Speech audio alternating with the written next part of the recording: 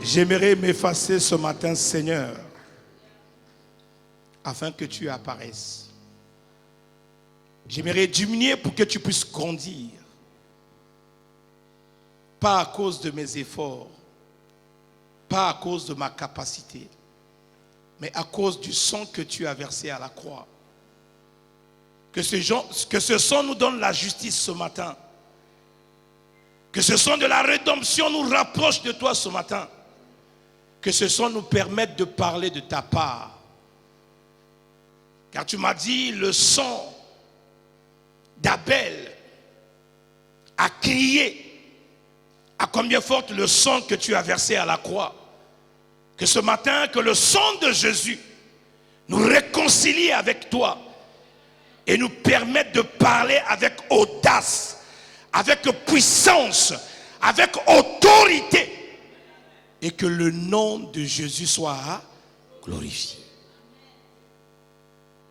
Tout pour ta seule gloire. Au nom de Jésus, Amen. Alors ce matin, nous allons continuer notre message sur la foi. Nous avions dit que Dieu avait parlé à une certaine femme qui s'appelait Rebecca. Lorsque Rebecca était enceinte, des jumeaux, et Dieu lui a dit, tu avais 2 nations dans ton ventre. Une nation va supplanter l'autre nation. Et quand les enfants sont nés, elle a vu ce qu'on appelle l'évidence de la prophétie. Pourquoi? Parce que lorsque les enfants étaient nés, le premier est sorti, il était tout roux. Et celui qui est venu après lui, il avait tenu sa main sur son talon, qui était déjà la préfiguration de la prophétie que la maman avait reçue, qui avait manifesté son accomplissement, parce que lorsque l'enfant est né, le petit frère avait sa main sur le talon de son frère. Mais curieusement, dans cette histoire que nous avions décortiquée dimanche passé, nous avions vu que lorsqu'il s'agissait de bénir les enfants, le papa n'étant pas dans la vision que Dieu avait donnée à maman, il avait un autre choix que le choix que Dieu avait montré à la maman. Et nous avions dit que lorsque le petit frère est sorti, en voyant la main sur le talon de son frère, c'était la concrétisation ou l'accomplissement de la prophétie que Dieu avait donnée à Rebecca. Mais cette prophétie ou cette vision que Rebecca a reçue, il n'y a que Rebecca seule qui savait ce que Dieu lui avait dit. Le jour qu'il fallait bénir les enfants, pour que la prophétie s'accomplisse, le père a choisi Ésaü et la maman a choisi Jacob. Nous l'avions. Mais il y a quelque chose qui attire mon attention dans notre génération. Faites beaucoup attention à ce que Dieu a dit.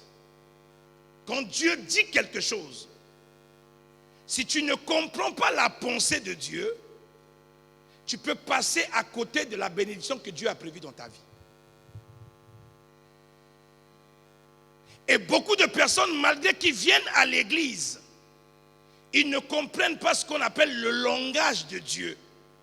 La manière que Dieu parle. Même quand Dieu te parle, les choses pour lesquelles il t'a dit, pour que ça se manifeste, il y a ce qu'on appelle ta participation. Le jour où il fallait bénir l'enfant, les équations n'étaient pas favorables pour la vie de Rebecca.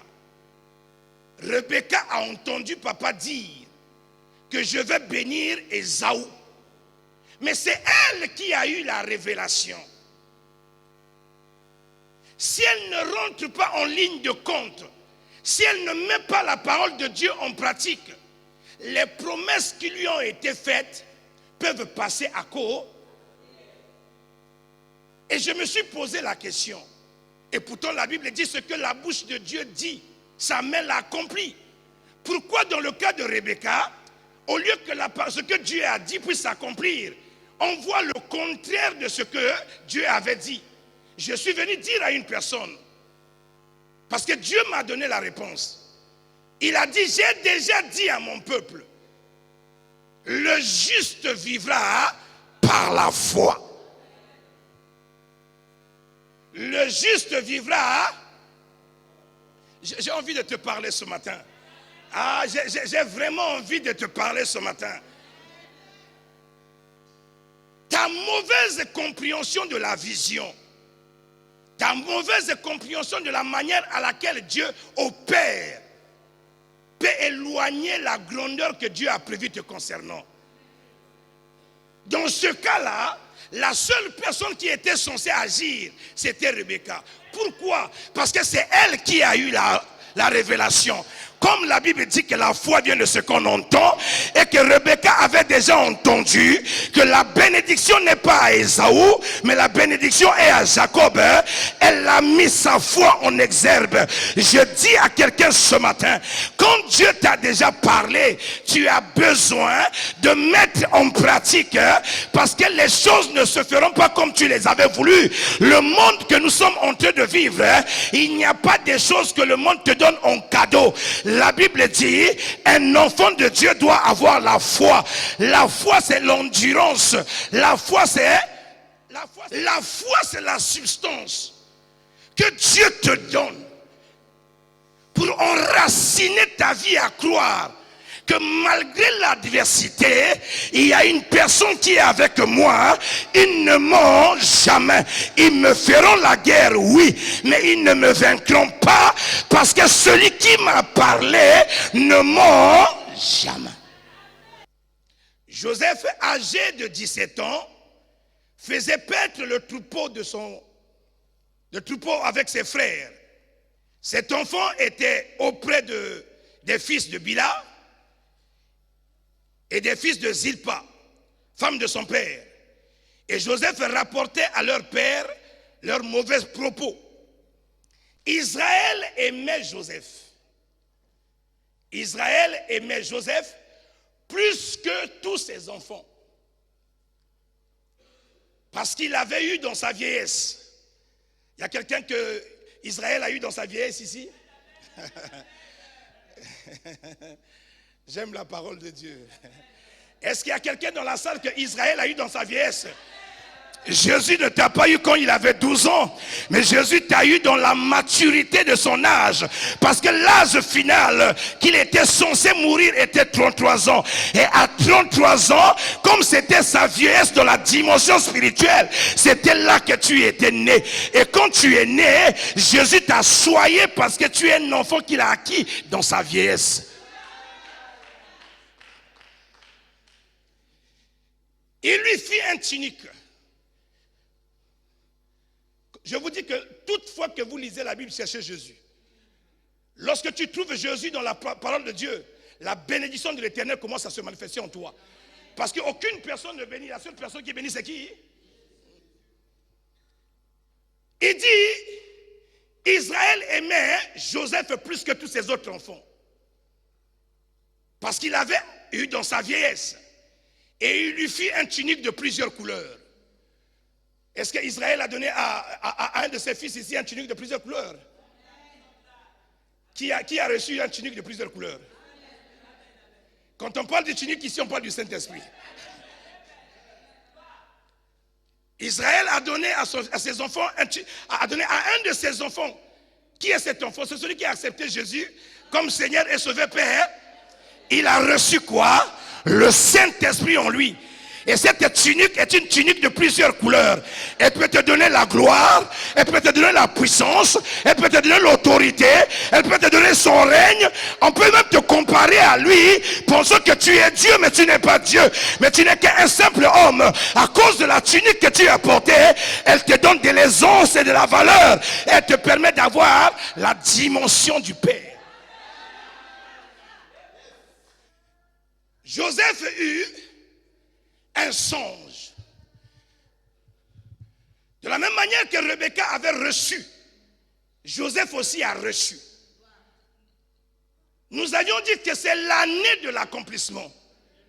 Il n'y a pas accomplissement s'il n'y a pas de promesse. Or la promesse nous l'avons dans la parole de Dieu, la promesse nous l'avons dans les visions, la promesse nous l'avions dans les songes. Et dans le cas de Joseph ici, il a eu un songe. Et lorsqu'il reçoit le songe, il est dans la joie. Mais le comble, c'est qu'il y a certaines choses pour lesquelles il ne faut pas dire aux gens. Beaucoup de personnes souffrent parce qu'ils étalent leur vie à tout le monde. Ce n'est pas parce que la personne marche avec toi qui t'aime. La Bible dit que l'homme aura pour ennemi les gens de sa propre maison.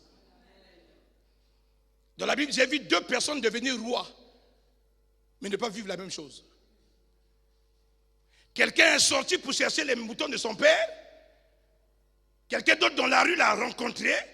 Il lui a dit, tu as la royauté en toi. On a rassemblé le peuple, on l'a béni. Et il est devenu roi plus par tout le monde. Mais un autre, le grand prophète d'Israël, est venu dans leur famille. Il l'a établi roi. Malgré qu'on l'a établi roi, les gens lui ont dit, repars dans les champs. Parfois, les vrais combats de ta vie, ce n'est pas les gens du dehors qui vont les amener, mais c'est les gens de ta propre maison. Et très souvent dans l'église, beaucoup de gens confondent les situations qui arrivent dans leur vie. Tous tes rêves ne sont pas les rêves de l'église. Tous tes combats que tu vois dans les rêves ne sont pas que les choses que tu rencontres à l'église. Ces personnes que tu vois ici sont innocents. Ce sont les gens de ta propre famille qui en veulent à ta vie. Parce que c'est eux qui connaissent ton étoile. Est-ce que je parle à quelqu'un? Joseph a eu un songe. Et il le raconta à ses frères. Qui le haïrent. Encore davantage. Il leur dit, écoutez donc ce songe que j'ai eu.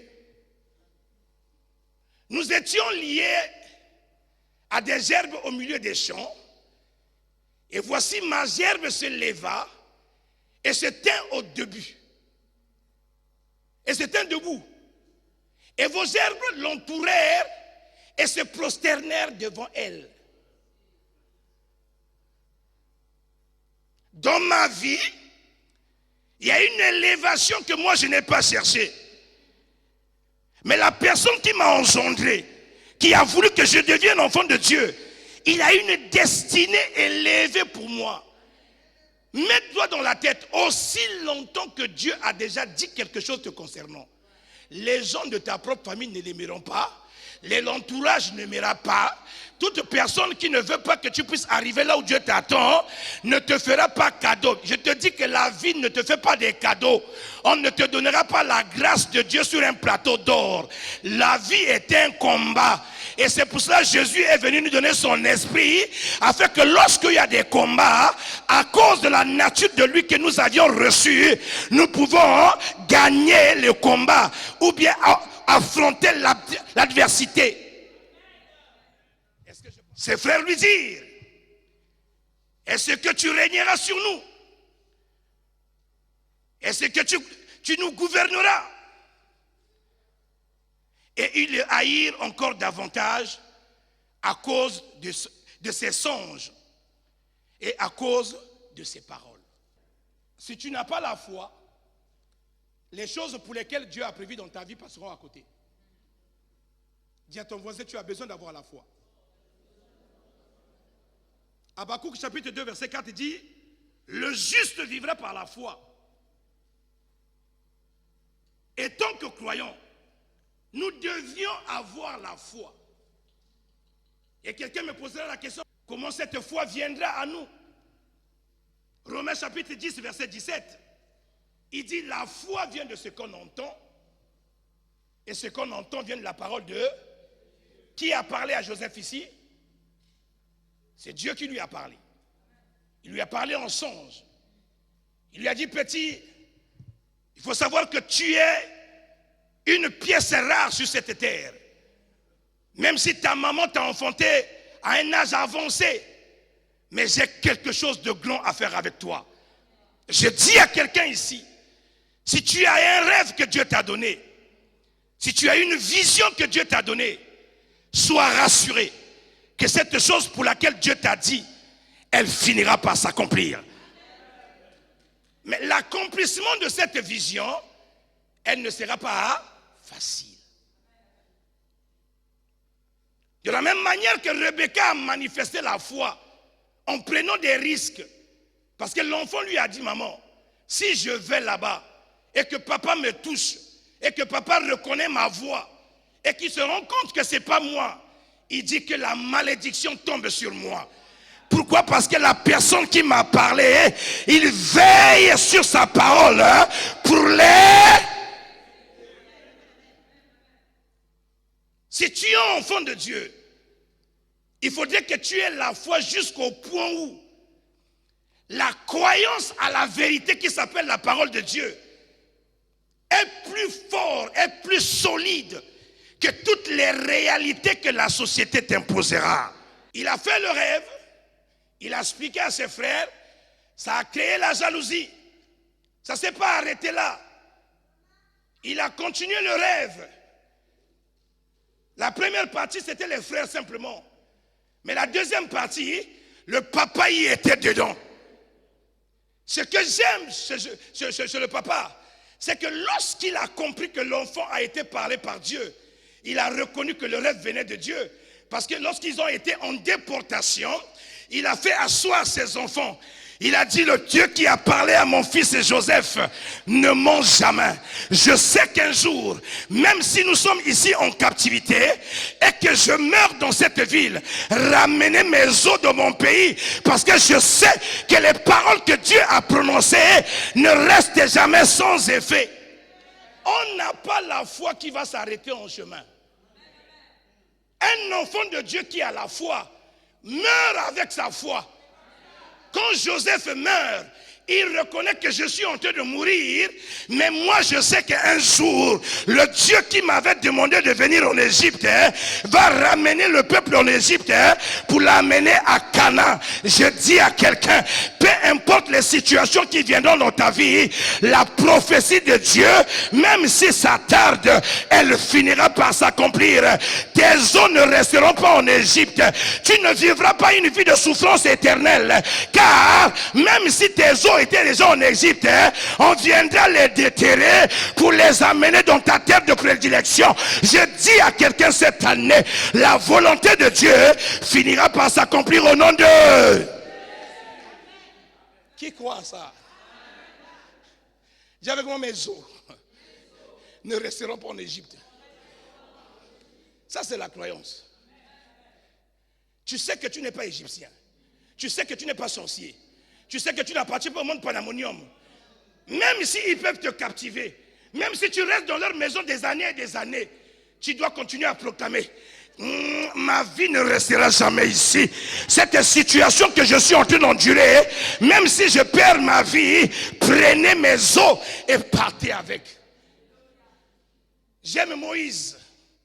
Moïse a dit, Israël, nous allons sortir d'Égypte aujourd'hui. La première préoccupation de Moïse, ce n'était pas chercher ses valises. La première préoccupation de Moïse, il a dit où on avait laissé les os de notre patriarche. Car le patriarche avait dit, avant que nous repartons en Israël, nous devons prendre ces os. C'est pour ça, en ayant les os de Joseph, même comme il y avait la mer rouge, il savait pertinemment la prophétie de Joseph et ma prophétie à moi, ils vont s'accomplir. La mer rouge va s'ouvrir. Ah! Moïse se retrouve devant la mer rouge. La Bible dit, derrière Moïse, les chars de Pharaon étaient en train de venir. Et les gens se disent entre eux, mais Moïse est naïf. Au lieu de prendre le chemin le plus court pour amener les enfants d'Israël, il va stagner devant la mer Rouge. Et nous allons aller les arrêter. Ils vont revenir encore en Égypte. Quand Dieu a déjà parlé, même si à la mer Rouge, elle va s'ouvrir devant la présence de tes ennemis. Ce que j'aime de Dieu, il ne bénit pas ses enfants à l'absence de ses ennemis, mais il bénit les enfants devant la présence de ses ennemis. Je dis à quelqu'un cette année, ils verront eux-mêmes la gloire que Dieu viendra accorder dans ta vie. Ils verront eux-mêmes comment toi qui avais été appelé stérile, tu es en train d'enfanter, mais pas un seul enfant, mais tu es en train d'avoir 4, 5, 6 enfants. Ça sera ton histoire au nom de... Je dis à quelqu'un ce matin, les combats dans ta vie ne montrent pas que Dieu ne t'aime plus. Les combats de ta vie ne montrent pas que Dieu est absent. Mais il veut montrer à tes ennemis que cette personne que je marche avec a accepté un homme qui s'appelle Jésus. Celui en qui il n'y a pas d'homme de variation. Celui qui est le même hier, aujourd'hui et... Et la tunique qui est en toi doit montrer la différence, que celui qui est en moi est plus fort que celui qui est dans. La grandeur n'est pas dans l'argent, mais la grandeur est dans la vie de la personne que tu portes. Le petit frère est en train de venir, ils se dirent l'un à l'autre, voici le faiseur de songes qui arrive. Venez maintenant. Tuons-le. Jetons-le dans une citerne. Nous dirons qu'une bête féroce l'a dévoré et nous verrons ce que deviendront ses songes. Lorsque c'est l'année de l'accomplissement, il y aura des hommes et des femmes qui diront, ils ont dit, c'est l'année de l'accomplissement et de la moisson, et on va voir comment cela va s'accomplir.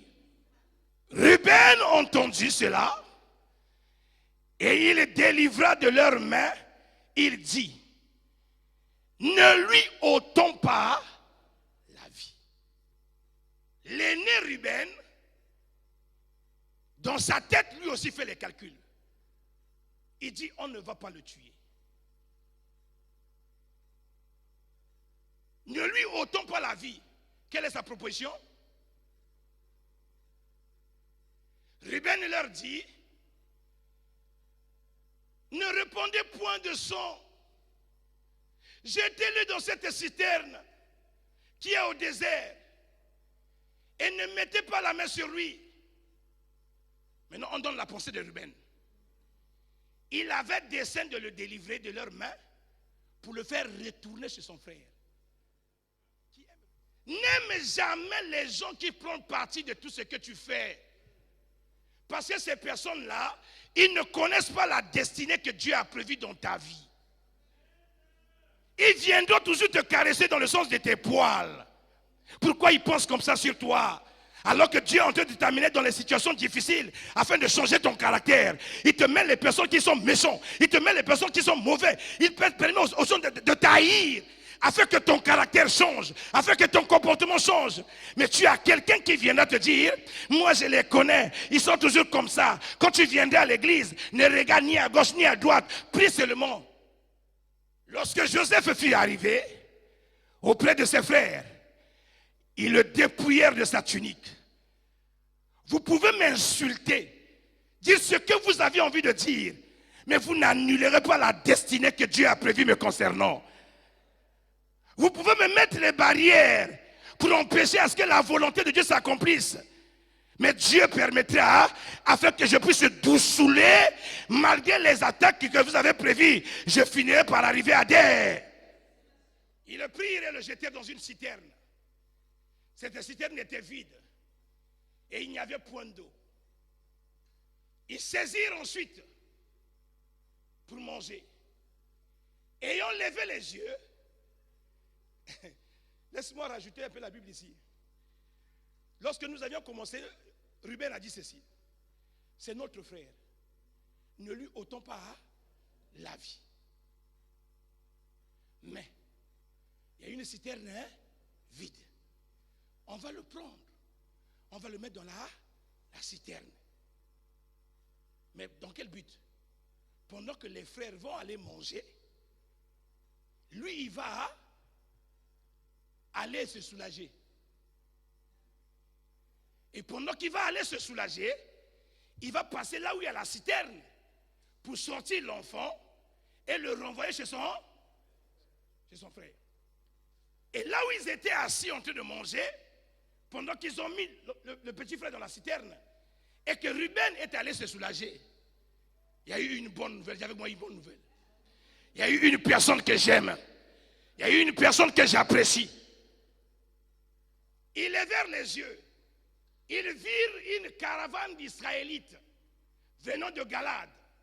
Leurs chameaux étaient chargés d'aromates, de baumes, de myrrhe, qu'ils transportèrent en Égypte. Alors Judas dit à ses frères, que gagnerons-nous? Il y a un qui ne veut pas qu'on tue, il y a un qui veut qu'on vende. Qui est la bonne personne? Alors Judas dit à ses frères, que gagnerons-nous de tuer notre frère et à cacher son sang?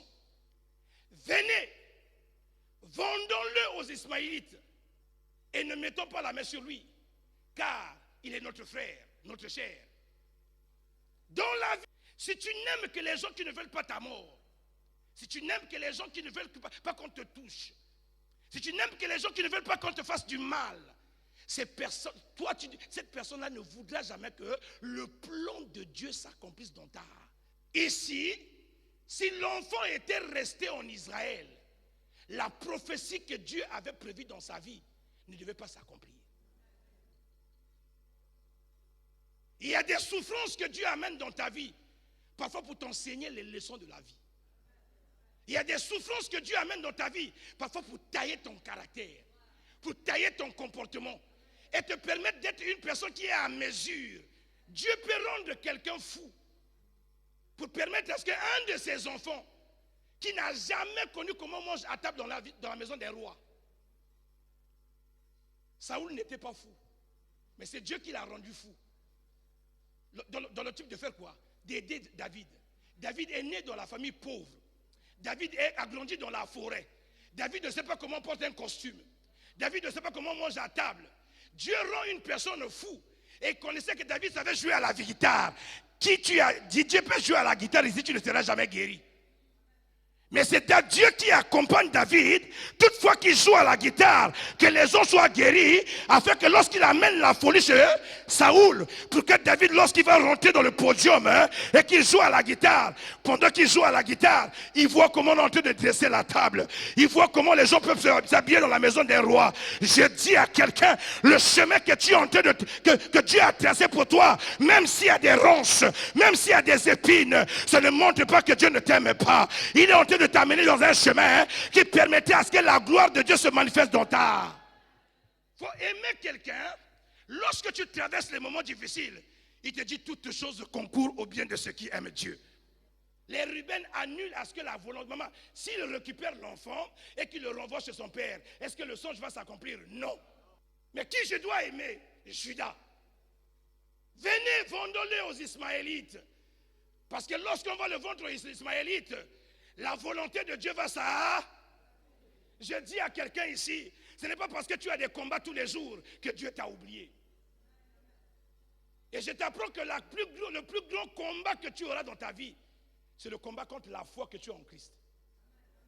Malgré les tribulations, malgré les combats, malgré les difficultés, tout ce que Dieu m'a dit finira par. Au passage des marchands, Madianites,